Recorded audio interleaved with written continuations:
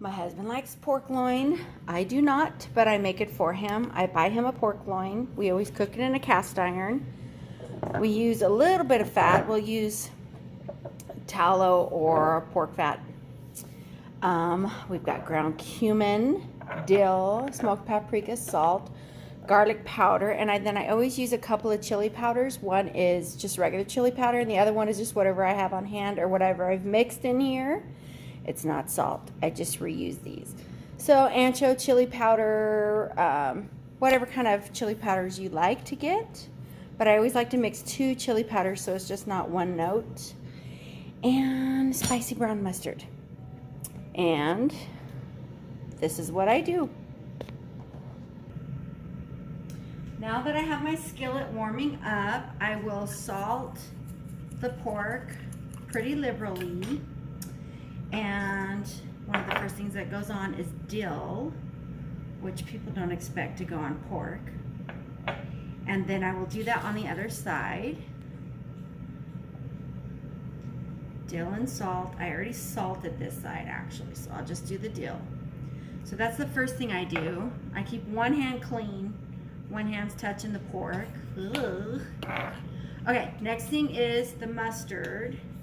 And I'll usually do like a big old stripe down once it starts squirting out good, and start just rubbing it in with that salt and that dill, like this.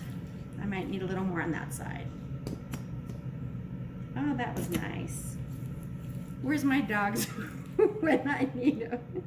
Chica, come lick the mustard off the floor. Okay, so that's about how I do it. So maybe one more on this side.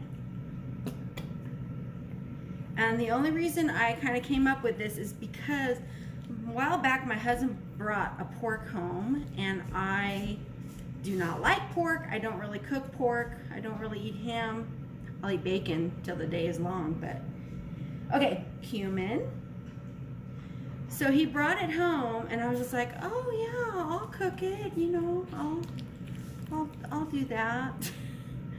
And then I thought, what do I do with pork? And then I was watching Bobby Flay cooking one time, or recently, and I remembered that he was doing Cuban sandwiches, and he was saying how Cuban sandwiches always have to have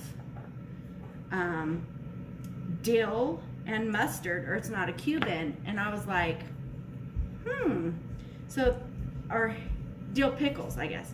So I thought, well, I'm not going to put dill pickles on this, but what I will do is add dill, and it just seemed to work. I also heard a chef one time talk about home comfort food and like Americana, like I don't know, chicken pot pie and chicken and dumplings. He said when it's food like that, he always adds a little bit of dill, and for some reason it just works in those homey kind of Americana foods. But I guess it's working here because my husband brought home more pork for me too. I did cumin on both sides. All right, so that is how I season it, and I'm not gonna rub in all these powders because I want them closer to the oil when I sear. And I'm going to sear this on all sides. So let me grab the meat. It never fits. I don't expect it to fit, but I just make it work every time. Just kind of do that. I will sear it there for a minute. I actually have this on a medium to medium high. It's a pretty hot pan. I will probably sear it on just 2 sides. Oh, do you hear that sizzle? I would say I can't wait to eat it, but I'm not going to eat it. I've got my oven roasting at 425. I do use the convection roast if you have it, but you don't have to have that. But it helps, I believe, circulate the air better. So in a minute, I'm going to try to get the sides a little bit, and then I'm going to try to flip it over. All right, I have flipped it over, and once I flip it over, it goes right into the oven. I will use a thermometer.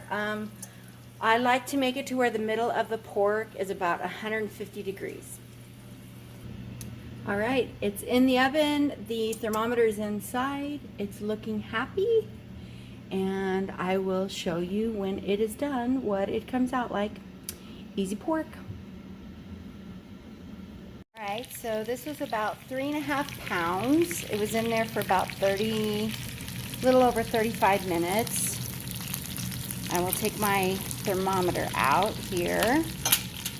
And one of the things you want to do is not let it sit in the hot pan because it just continues cooking. You want to stop the cooking process, so I flip it onto a cutting board. Okay, so that's it. Did you want some pork, Regia? Yeah. And then we just slice it out. Can I get a taste tester? You can get my taste tester.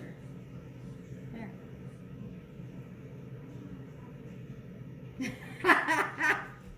All right.